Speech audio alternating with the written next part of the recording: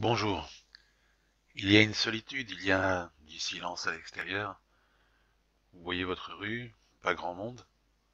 Vous voyez des avenues qui étaient pleines, où il n'y a personne. Eh bien, il y a sûrement quelque chose à apprendre.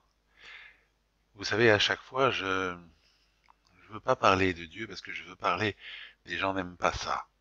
Mais Dieu, ça peut être, vous pouvez considérer ça comme quelque chose qui a une intelligence et qui interfère avec nous. Comme un ordinateur, il interfère avec Internet. Alors nous, on interfère avec Dieu. Alors, quel est le message qu'il y a dans le fait d'être seul, de se trouver dans cette espèce de solitude étrange? Eh bien, peut-être tout simplement un message de connexion. Peut-être que c'est le seul moyen qu'on a finalement de se connecter réellement. On se trouve seul avec nous-mêmes, c'est-à-dire que on a on peut pas jouer, c'est-à-dire qu'il n'y a pas tous ces systèmes d'importance qui sont donnés à chacun, etc., comme on voit dans les relations humaines. Chacun est seul. Et là, la seule chose que je dis, il y a pas mal d'exercices dans les vidéos que j'ai faites. Il y a des vidéos sur tous les sujets dans la chaîne. Il y a quelques vidéos et j'en ferai d'autres pour essayer de se connecter avec ce que beaucoup d'entre nous appelleraient le divin, ce que moi j'ai des fois appelé Hyperman, ou ce que des gens vont appeler Dieu, ou ce que j'appelle aussi ce qui est.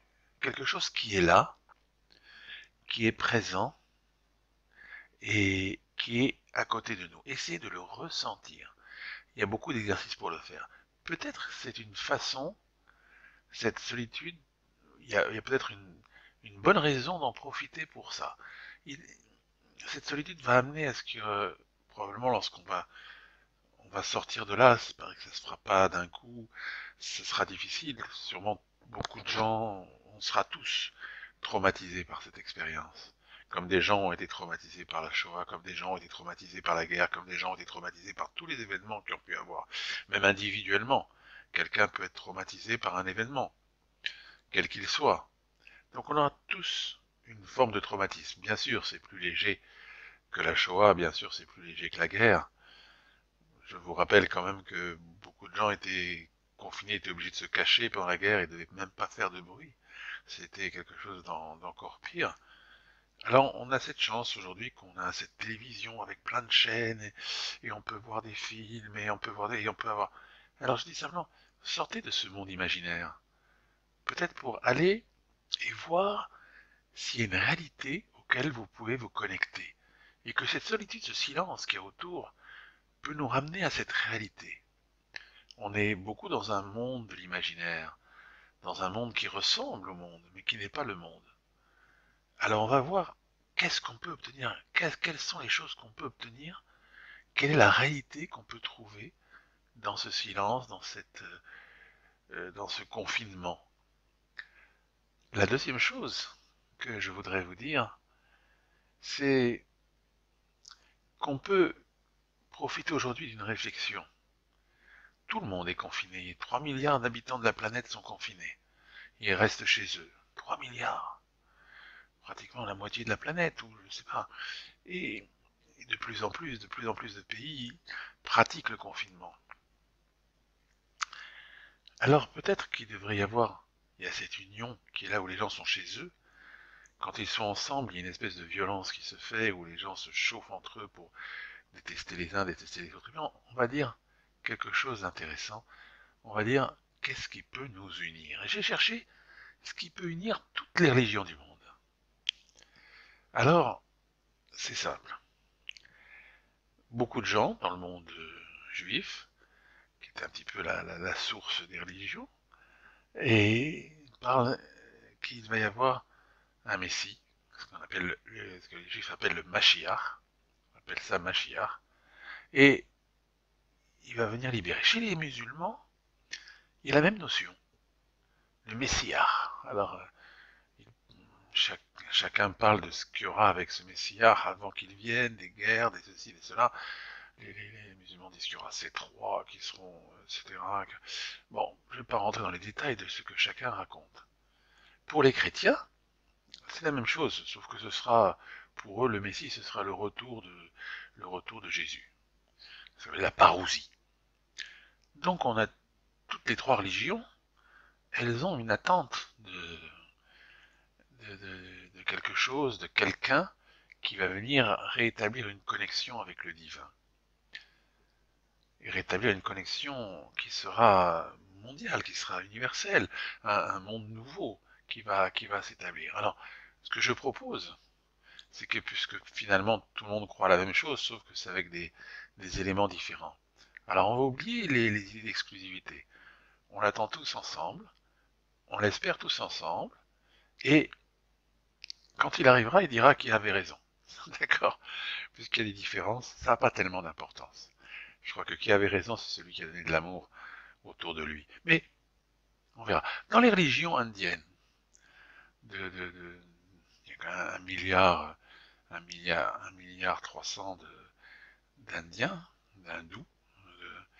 Alors eux aussi, ils ont une religion où le père des dieux, enfin le premier des dieux, le roi des dieux, disons, c'est Brahma. Alors vous verrez que Brahma, comme je l'ai déjà dit dans d'autres vidéos, Brahma, sa femme de Brahma, sa Shakti, son principe féminin, c'est Sarasvati. Donc on retrouve Abraham et Sarah. Et si vous lisez les textes talmudiques, etc., vous verrez que effectivement on raconte qu'Abraham avait eu des enfants qui sont allés au-delà des désert de Gobi, etc. Donc c'est une religion aussi qui est basée sur quelque chose qui a une source qui est identique. D'ailleurs le Veda parle du déluge, et il est un peu contre comment dire, les statues, etc., les représentations humaines et tout ça. Donc il y a beaucoup de rapports entre le Veda et le judaïsme. Et il y a aussi une chose intéressante, c'est même dans les mots. Vous savez, quand on dit une ode en français, une ode, c'est une espèce de louange. Alors, les juifs s'appellent Yehudi. Et l'Inde s'appelle Houdou.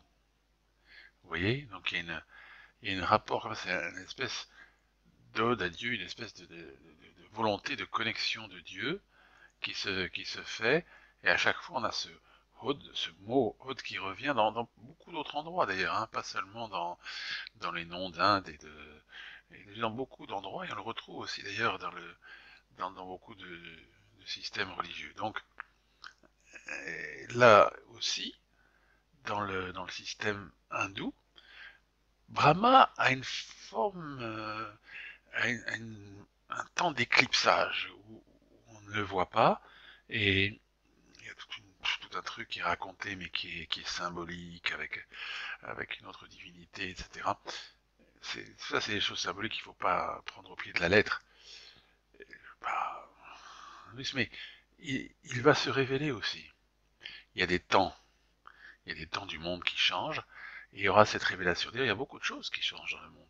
Vous savez que le pôle Nord est en train de changer, l'axe même de la Terre est en train de changer. Et on découvre tous les jours de nouvelles choses dans l'astronomie de ce qui se passe. Et il y a des choses qui sont étranges et qui vont venir. Il y a donc toute une concomitance de faits et d'événements, même dans le domaine scientifique. Vous savez, il y avait un caviste qui avait prévu qu'au milieu du 19e siècle, il y aurait comme ça une augmentation des connaissances et de la science. Ça a beaucoup dormi pendant le Moyen-Âge et tout ça, bien que c'était quand même actif. Et là, à partir de la moitié du 19e siècle, 1850, etc., même un petit peu avant, ça a commencé à aller en exponentiel. Aujourd'hui, les connaissances vont vraiment de plus en plus, elles sont de plus en plus nombreuses. Et ça va aboutir à des choses qui seront étonnantes. Quand au début de cette vidéo, je disais, on va se retrouver avec soi-même. C'est-à-dire que, vous voyez, on pourrait être un robot.